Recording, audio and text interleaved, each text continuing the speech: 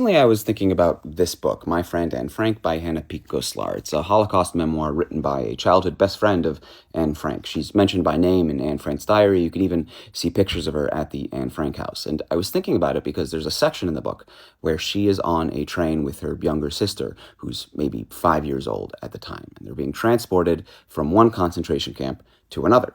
Now, it's important to note that the soldiers that were on the train with them were not the same soldiers that were guarding the concentration camp. They were the soldiers that were actually with the army. So they were maybe somewhat distant or otherwise didn't directly witness many of the horrors of the Holocaust. And there was one soldier who had cookies with him.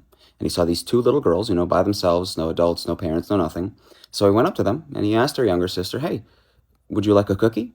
And the little girl just looked at him and went, "What's a cookie?"